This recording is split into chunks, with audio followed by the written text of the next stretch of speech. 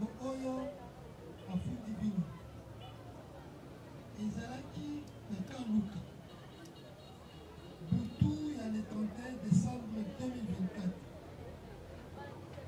bobotoli mama Mabanzila Madilu sak na ye na kati mbongo ezalaki 307 000 francs congolais babiju na ye téléphone na ye kasi makambo wana esalamaki na violence caractérisée par l'agression à l'aide d'une machette yango la police tango bazoluka batu ya mabe batongolo biso batie bino maboko tobandi na moko ndama konzo eza solo te papa ngabaka nga moko bangoto na yeli bangote akangi na Kaluka te bakobenga OPG oasayenga kuna na district ya Kitambo ngabaka nga moko bangoto na yeli ata moko na bangote na kosenga babengela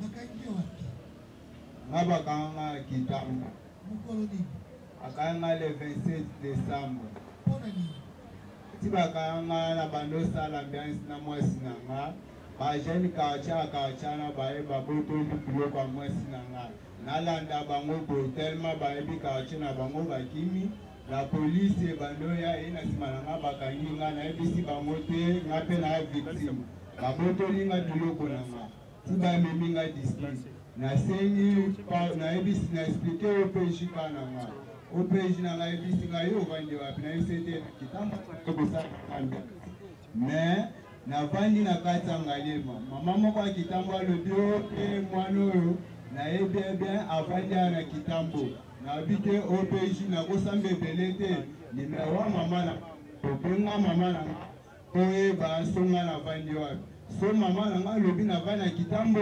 wana eke ekozala solo mais so navandi na nga te OPJ ayebisi nga sava luka moyen ofuta telefone na mama bato nabi nani eloko ofuta te presque nga te babotoli nga biloko na nga eske eza ya solo na niveau la police mama moko ayaki koluka telefone na ye ke babotoli azaka mama ya Kitambo wana moto ayaki makambo wana elekaki wapi kaa na kati ya Kitambo na prince mama alobaki banani bato babotoli biloko quand même miyibi oyo babotola mwasi na nga biloko en plus ya telefone alobaki babotoli mpe eloko nini oyo anga alobaki kaka telefone bapesa mbangu telefone nini mikro oyoki papa balobi lisanga ya bato mabe moyibi kobotolo na machette mokolo ya le 31 décembre mama Madilu Mabinzila aleli mbongo na ye ya mombongo 307 000 babiju na ye na kati ya sak telefone na ye kasi baoyo babotoli ye basali yango na makasi alede de machette bazalaki bato 5 yo mpe elongo olobi nini bato wana yebi bango te abakangangango bakangi yo wapi abakangai ozosala nini mpo bakanga yo bakanganga na uti feti nazonga ndako mwana mokolo nini yaki samedi mokolo ya fete ya bonane eza bongo bakena yo wapi inananga na susiati susi ati wapi na penepene suka ya susi ya penepene basuki na wapi sinanga ngali ntango okomi ngalima balobi osali nini akoselanga makambo ka nayebi telefone papa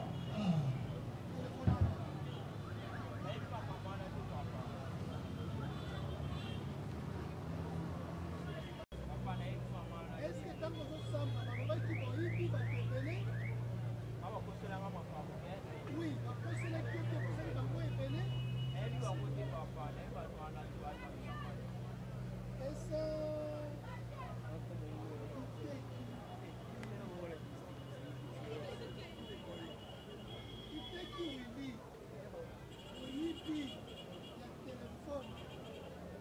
Tentine Machette, la Kaluka, le 31 décembre, tout, la Bonge, l'homme côté, et l'ongo, la barrique, on le télévis, on le bini.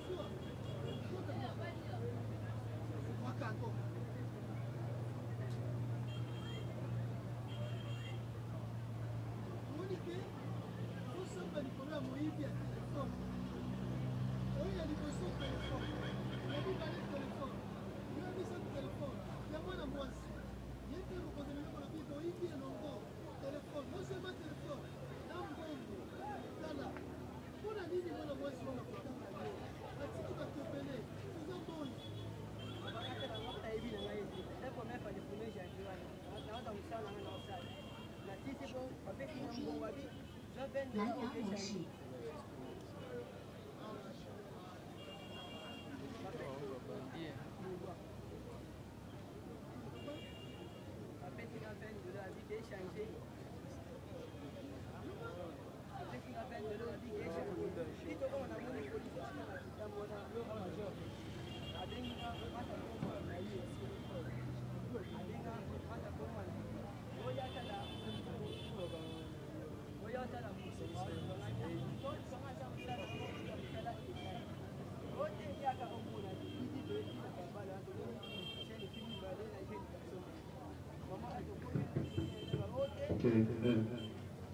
Okay.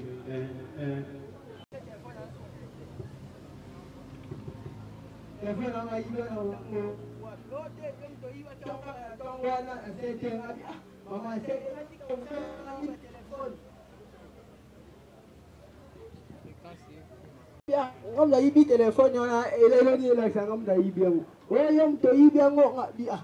Ai bangun deni ngasa la kuna na ibo telepon. Yom to ibi to na police. To bena la police na kitambo to longo na kabasele mteya e kosi biso to kitambo. Okay. Nga ebi na nga yete. Première fois na to kuta ka le 1er janvier na tongo wana. Okay.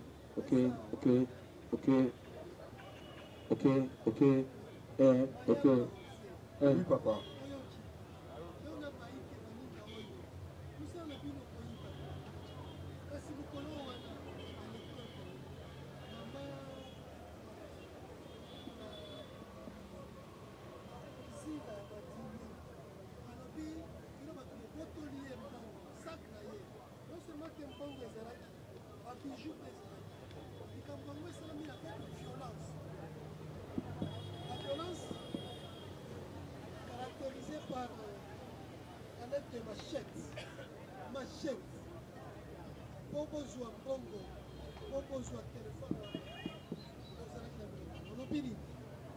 Naiba kanganga moko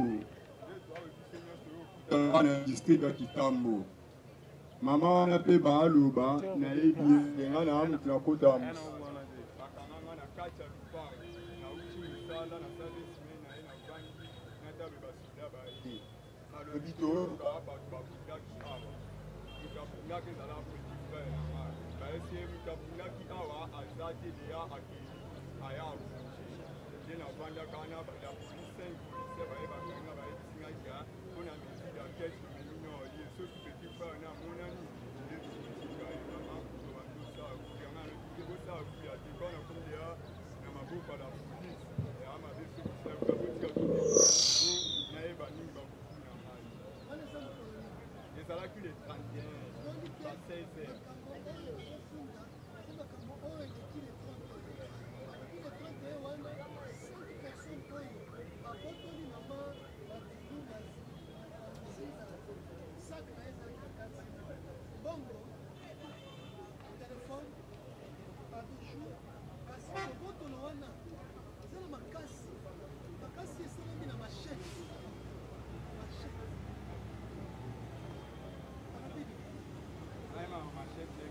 tokomi na se depuis na se tokendaka na quartier leti tokóma na quartier toleye na ye na district natikala omona mpe nyate alobaki na botoli eloko natikala omona mpe mosuke na nde nakomi na natikala omona mosuke alobaki ete akalani azinga mbongo azinga natikala omona mosuke na nde bana ya botama no bakanganga mpe nyeakomisesaka atuninga te eloko temba mo batinga na kati ya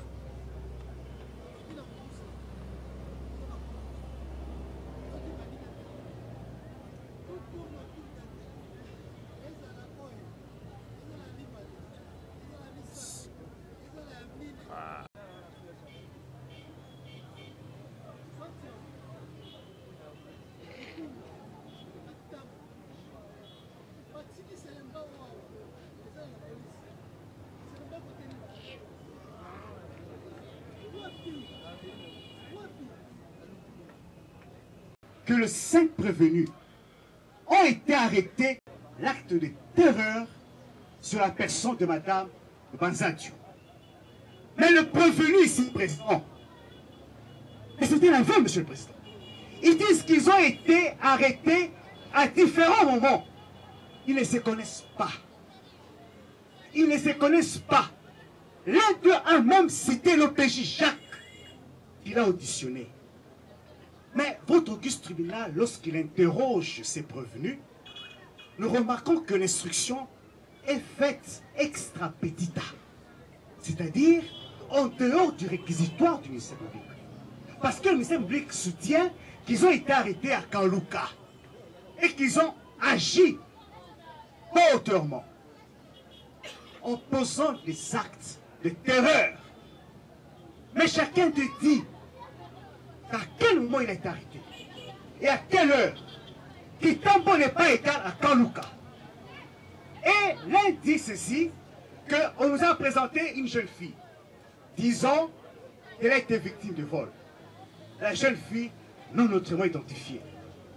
Mais ce n'est pas, Monsieur le Président, comme si on jouait au jeu de puzzle où il faut recoller les pièces pour ressortir une certaine image concordante, Monsieur le Président. Et même nous mettons le ministère public comme défi de faire comparaître la dame, la plaignante, mais une personne qui a perdu des biens d'une aussi grande valeur, mais qui s'évertue à ne pas se présenter. Mais comment allons-nous croire, Monsieur le Président, et mettre en péril la vie des jeunes gens? Mais le ministère public doit prouver. Il doit prouver que la dame a été victime. Et cette dame demeure où? Parce que nous supposons que cette dame a dû porter plainte contre inconnu, entre guillemets. Mais cette dame-là, la prétendue Banzadio, elle réside où? À quelle adresse? Elle venait d'où? Elle partait où?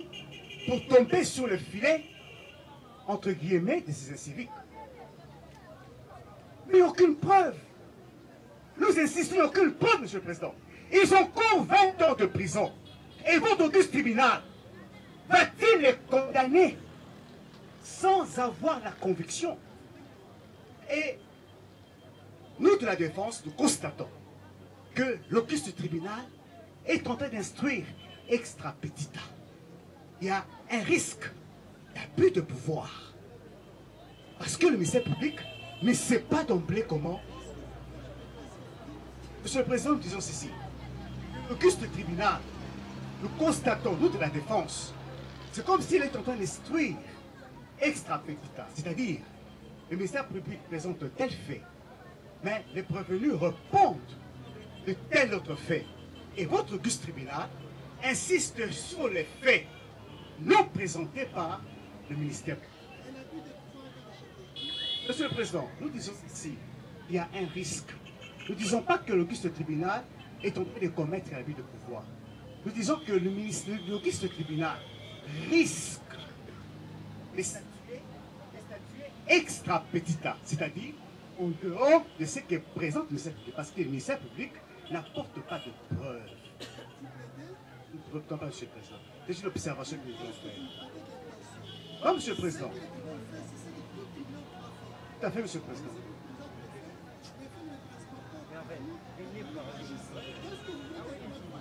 Monsieur le Président, nous retirons notre parole si nos propos ont blessé l'auguste tribunal parce que nous connaissons la valeur que votre auguste tribunal attache à ces procès. Nous ne prêtons aucune attention au tribunal, avec tout le respect qu'on doit à votre auguste tribunal. Nous voulons seulement que le ministère public et l'auguste tribunal puissent nous aider, nous. Insistons auprès du ministère public. Tout à fait, Monsieur le Président.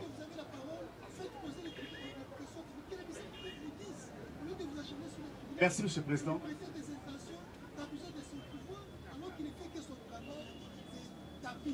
Merci de nous corriger, Monsieur le Président, dans votre rôle de recherche de la vérité. Nous voulons faire poser au l'auguste tribunal, si le tribunal peut faire poser au ministère public des questions. Si cette dame Lubanza Dio a porté plainte, et si dans sa plainte, elle a donné une adresse, c'est la question que nous voulons faire poser.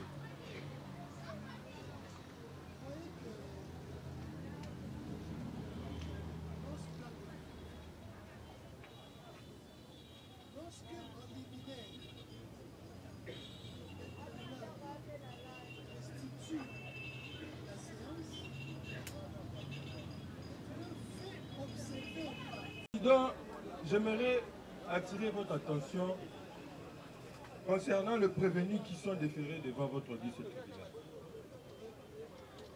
Dans le début de ce procès, Monsieur le Président, vous avez vu les prévenus venir devant votre auguste tribunal, d'autres qui étaient presque nus. Vous allez voir même la morphologie des prévenus par rapport à leur façon d'être. Vous allez constater que ce sont des criminels. Monsieur le Président, nous ne sommes pas là pour faire un théâtre, s'il vous plaît. C'est un procès très sérieux que la défense ignore. Les prévenus déférés devant votre auguste tribunal, Monsieur le Président, ce sont de dangereux criminels. D'autres qui ont été arrêtés et des victimes sont là. Qui ont déclaré bel et bien qu'ils ont perdu des biens et qui ont été extorqués. Et d'autres qui ont été même tabassés sérieusement par des prévenus qui sont déférés votre auguste tribunal, Monsieur le Président. Monsieur le Président,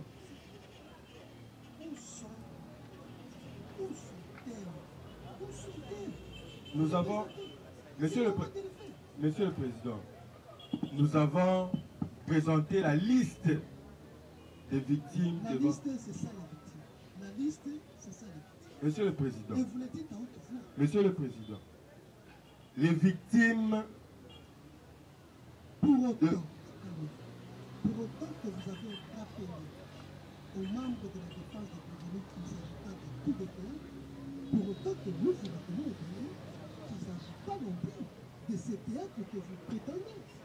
Si vous alléguez que vous avez des victimes, faites-les savoir, présentez-les, et ça va de soi, ça va évoluer. Ces victimes seront confrontées à leur bourreau, et c'est tout. S'il vous plaît, épargnez-nous ces narratifs. Pour autant que nous avons rappelé aux membres de la défense de ne pas s'acharner, de ne pas nous manquer des égards, pour autant aussi à l'accusation, ne nous manquez pas des égards.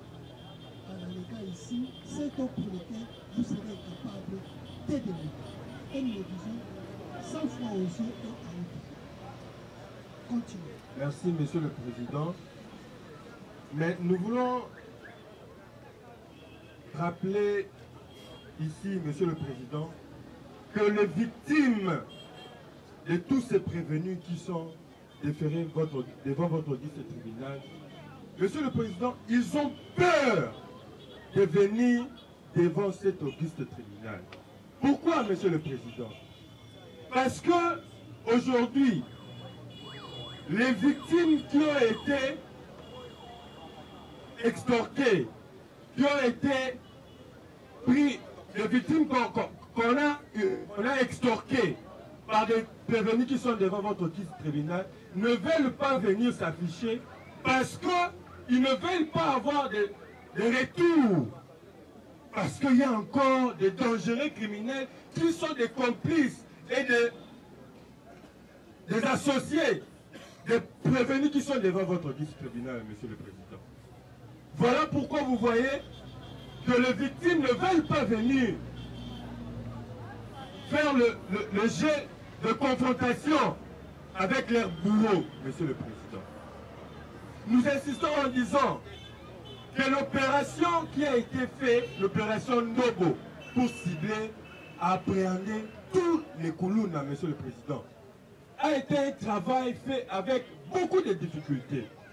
La population que vous voyez qui sont debout, Monsieur le Président, en train de regarder, de suivre avec attention ces procès, Monsieur le Président, sont des citoyens qui ont l'amertume dans leur cœur à cause des personnes qui sont devant votre tribunal, Monsieur le Président. Nous ne requérons pas, Monsieur le Président. Nous faites... Non, Monsieur le Président.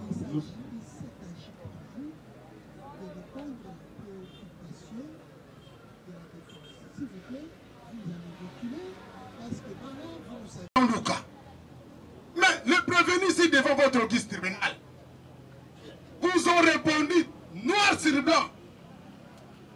Nous, oh! D'ailleurs, Monsieur le Président, vous allez comprendre que même les faits présentés par le ministère public ne requièrent pas beaucoup de célérité. Nous le disons et nous assumons. L'autre, on vous présente des prévenus arrêtés en date du 31 décembre, alors qu'il y en a ceux qui ont été arrêtés au 19 décembre. Il y en a ceux du 14 et du 24. Du 27 aussi, Monsieur le Président, pour aller plus loin. Nous nous posons la question de savoir, est-ce que cet acte-là, en face de Madame Madilou Mabandila, a été posé les 9, les 24, les 19 et les 27, ou encore le 31 décembre. Nous sommes devant un dilemme. Nous voudrions aussi que, Monsieur le Président, vous puissiez reposer la question au ministère public, de préciser tout haut devant l'auguste tribunal où seraient les victimes. Parce que nous sommes en droit pénal, un droit de répression. Nous savons que le ministère public est l'organe accusateur. On l'a toujours appelé et nommé accusateur public. Mais lorsqu'il apporte ses accusations devant l'auguste tribunal, il doit aussi les prouver. En telle sorte, en telle scène que si aujourd'hui on dit que Maître Christian a eu à commettre tel acte dans tel coin, en face de telle personne, Monsieur le Président, je serai conséquent à répondre à mes actes. Si cela est le contraire, nous voudrions que le ministère public puisse nous éclairer, parce que c'est la vie humaine, l'invie. Je ne parle pas de la vie, l'invie des vies humaines. Accorder la parole. Nous avons bien suivi avec attention la défense, Monsieur le Président. Les faits tels que relatés devant votre audience tribunal, Monsieur le Président, nous disons que la victime a été agressée le 31. Nous réitérons nos propos, Monsieur le Président, par tous les 5 prévenus. Et que la défense nous prouve que les prévenus qui sont devant votre audience tribunal n'ont pas été en association pour agresser la victime. Nous avons dit, Monsieur le Président. Monsieur le Président, nous réagissons à ce qui suit.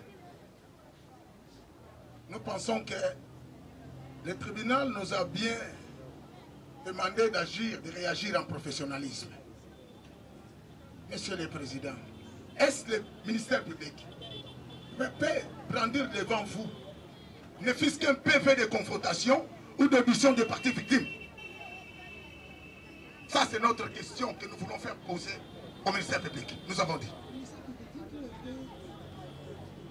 C'est sur base de quoi que vous fondez vos allégations face à la réponse et aux déclarations du prévenu qui disent qu'ils ont été arrêtés avant la date des faits à la date. Oui, Monsieur le Président, votre honneur,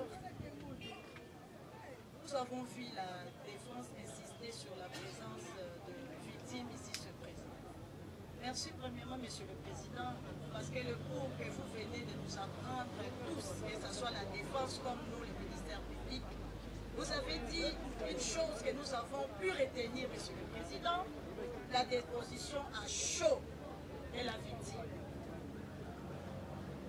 Pour nous, ministère public, on croyait que c'était un grand péché. C'était un grand péché pour que nous mettions en cause, Monsieur le Président, pour que nous vous représentions, Monsieur le Président, le futur.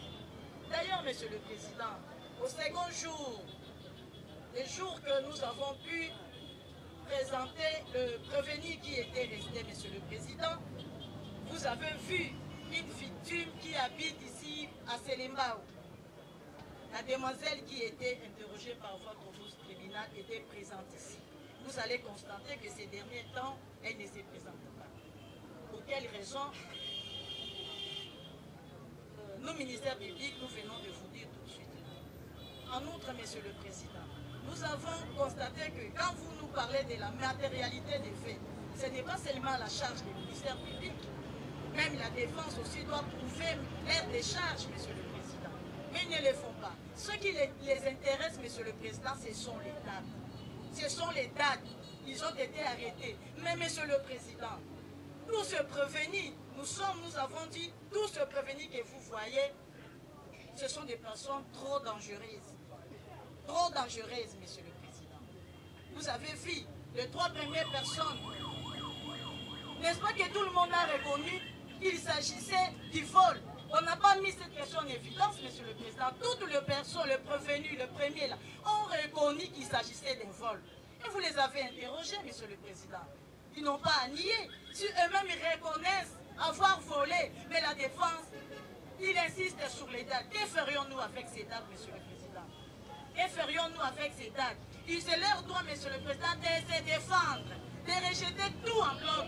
Parce que vous avez dit tout au début, Monsieur le Président, ils doivent chercher comment est-ce qu'ils seront libérés, comment est-ce que, Monsieur le Président, ils vont vous prouver leur innocence, Monsieur le Président. Nous avons dit.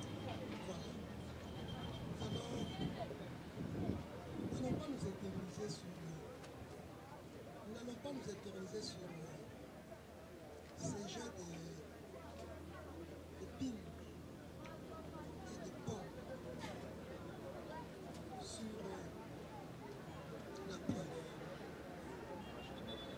Nous allons noter ici, et ce que le tribunal a noté, que pour le ministère public, ces 5 prévenus ont commis les faits en collectivité.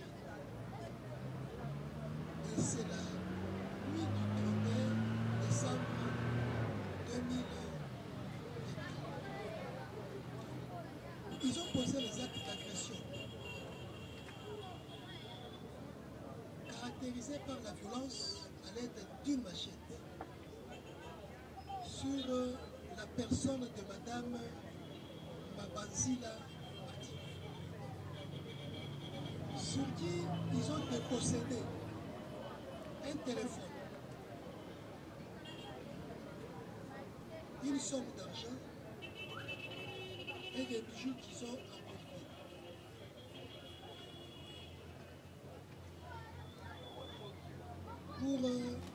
Pour vaincre le tribunal. Le ministère public soutient que la terreur, l'intimidation, avec lesquelles la victime a été attaquée, ne l'amène pas à venir déposer devant les tribunaux. En diagonale avec l'arrêt pharmacie, les deux prévenus accompagnés d'autres personnes, d'autres terroristes. C'est dans quelle commune? Dans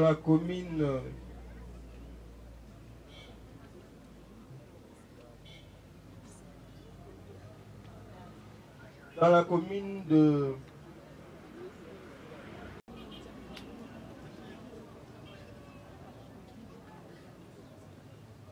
trois réchauds et des plaques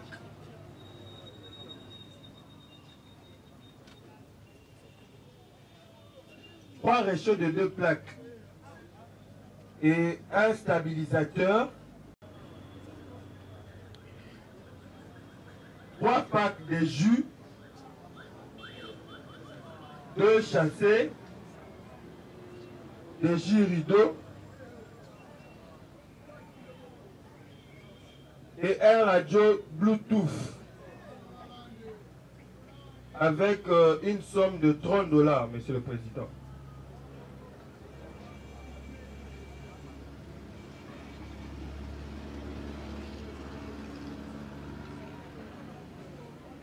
Pour les prévenus, Wakilongo Jérémy.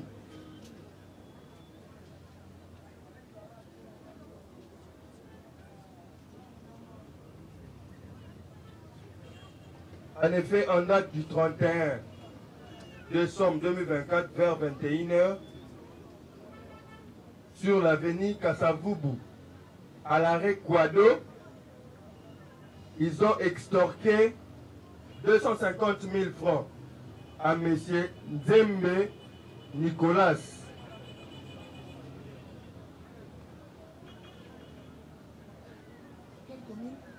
Dans la commune de Kitambo Magasin.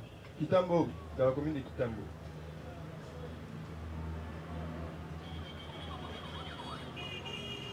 Pour les prévenir, Unumba. En effet, lui, en date du 31 décembre 2024, vers 20h, à l'arrêt, à l'église, à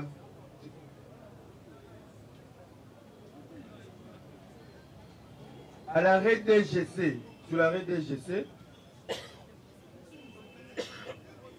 ils ont agressé et extorqué une somme de $50, un téléphone de marque Itel S5 et plus un chargeur.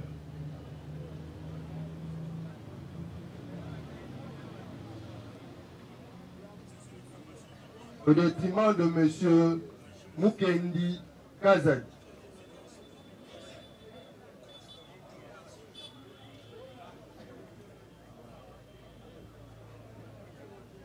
Pour le prévenir, Ebenezer Belenda. En effet, en date du 21. Yangonde, Makangeli Bino. Maena Bino Aula. Bobiso Tokata.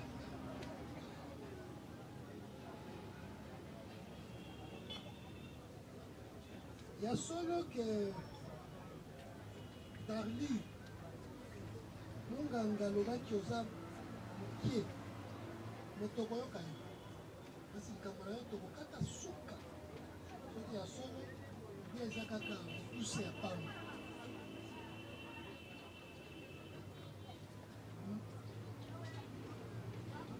Moyam. Oh, Oyoki. Oyoki papa. Darli. Oyoki. Moyam. Est-ce que c'est un son?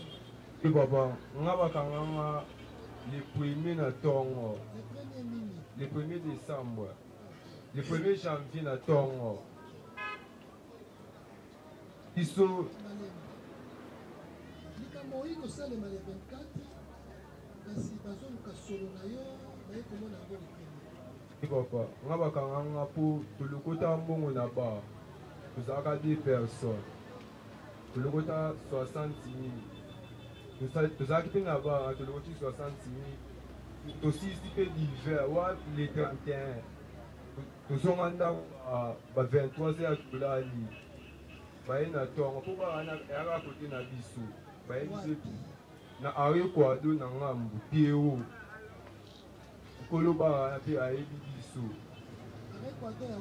ari kwado ya Babylone kota magasin biso za na ngambu ka cancer ngato akina wa kilongo le rochi de ça 50 000 et les acquis 60 000.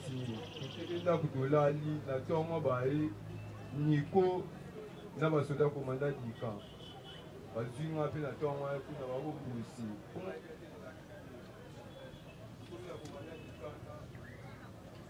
Abio ezaki de ça 50 000 par point service nani par point commandant du camp a ebisi pesa $10 na tinda ba ngoni o district.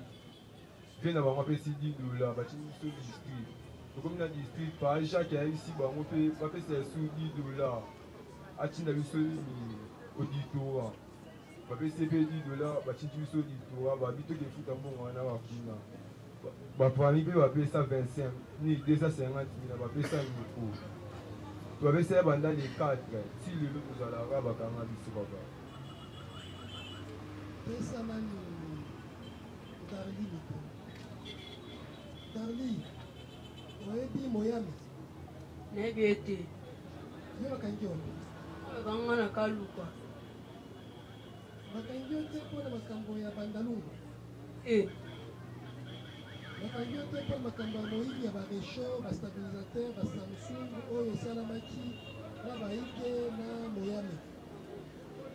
Nebi ete namoni ebeka. Kasi yo bakangi yo mpona nini? Abakanga le 28 na kaluka na musaka na le kaka bola ba 15 yo sala sala te baba si bakangi yo bakanga na kaluka le 28 le 16 15 na banani bakangi parce que quartier toi mpona nini o suki na ngise bele oyi na chikango bu suki ka papa ya solo papa pesa wa kilongo wakilongo fandiwa afanya kama milioni oyebi Nicolas azani maana biso mécanicien to garage to bonselaki na moto le 31 décembre toki na baozala kuna ndabu na arikwado tokoti na ba tobanomela ba touti ya mosala tobi te tolikatama awa tobende eza ebeti tokota palin tofandi mpe tosisi komea madekasitadekasangana elimu mpe ukana tozalaki ngana kabatangaka ndabu touti mosala kobima tobima boye tolokoti 60 000 ntango tobimia boye tokisi tokokokende koloba lokola mone ya biso ayebi biso mpe ekomi na ntango ayebisi kamba na biso ya Niko o namonaki Eli na bakilongo ndenge bango balokoti mbongo wana ake mpe na komali ake mpe tukuna baakwesa alobi o biso tolokoti leka 50 000 yango ti baparani le 4 janvier bafuti bango lana bango kuna makambo esili epe bakenda batika biso wabu pena mpe nakenda na ye mbongo wana ya moyibi te ya kolokota nde ya kolokota papa Nico aza camarade Ah, ya sala kamisa na kumba moto. bozala likambo Et likambo eza te papa. est-ce que mutu bozala likambo te akoki kokanisa bino boyelaki nini Boyeli mpe eloko te. boyeli partage te Eloko te. pesa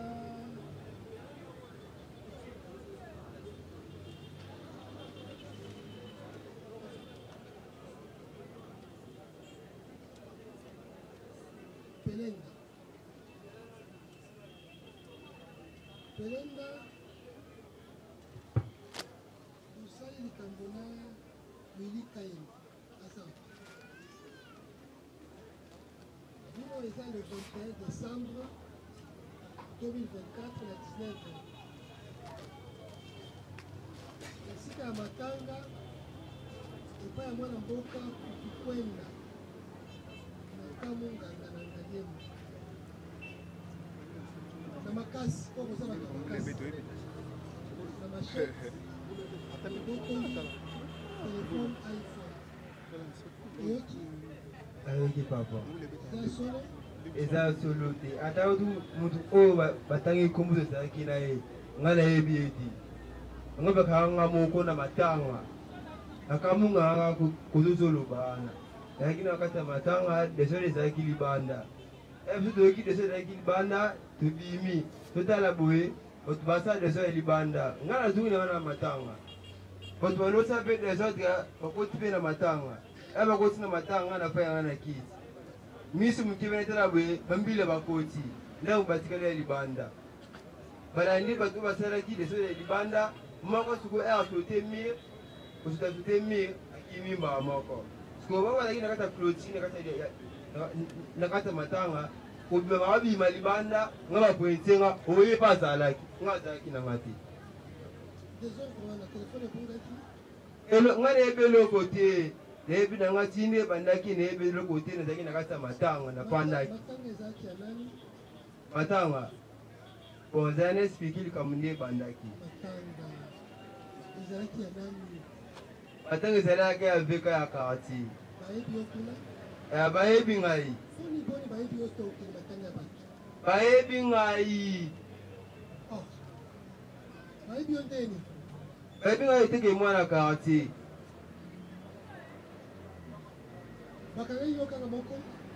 nga bakangaka nga moko ezalaki ndenge nini bato oyo banda kosala desordre libanda nga azalaki na kati ya matanga toyoki desordre tobimi libanda ebiso toyoki desordre eyeleka libanda nga mpe nayebi ebandeli na suka te biso toyoki kaka makelele libanda eske oyo bato wana oyo basalaki desordre bakoti na kati ya matanga bapezala na explike ka likambo nde ezali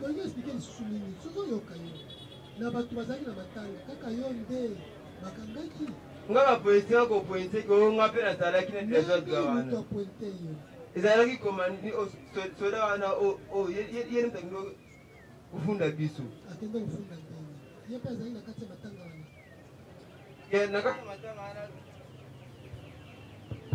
na kati ya matanga wana na kati ya lipango wana boye nafutelaka wana ntango bakangi nga babiki oyo nga naboteli cobo batushe me anga ye nayebi nanga eloko te papa nga aza nga boulanger papa nde omona nga boye ngai elekele kuna bakelobela batushe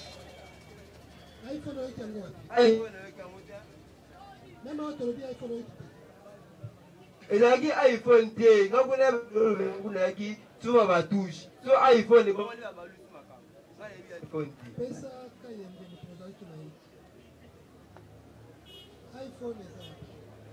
ngai nayebakanga biso dossier moko te ngai bakangi ngai le 21 décembre na 9h na station centre supérieure nabandaki kobula na moto natemi na station na arrêt mpona kita client namoni jeune moko aye akati nga contact kokata akati nga contact vike na bando otanga mbongo nakipaki ye te na so tanga mbona se master pesa nga contact ya moto nga na zo travail nde abanjo misani ke yo ozaka soki na bakamaradi na yo kobundisa ya ngai saka mbongo na nga bokimenga ese masa ngai naza mason na monta vi ya kotambola nasalaka yango te ta mosu obosani motu nde abanjo komplike neti mwa makeyele kobenda na bafardc batia na nzela mpo na sens unique baye basimbi nga naye bake na biso na centre supérieur ya centre supérieur toke kuna tosali deba na ye batindi biso na ngalema kuna tofandi moke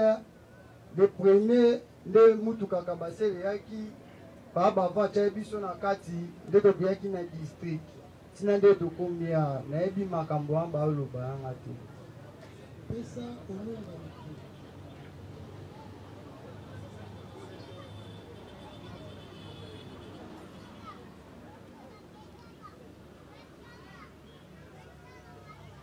le 31 décembre 2024, la 20h, l'arrêt DGC pour attaquer le Mwana Mboka Moukendika Zadi, voto de $50, téléphone Itel S5 la charge. Abotolaki motu te papa. Yo bakangi wapi? Bakangi ngai na maison ya bilamba nazoteka na arrêt machine. Et Adema Action TV, la chaîne socio-politique et culturelle.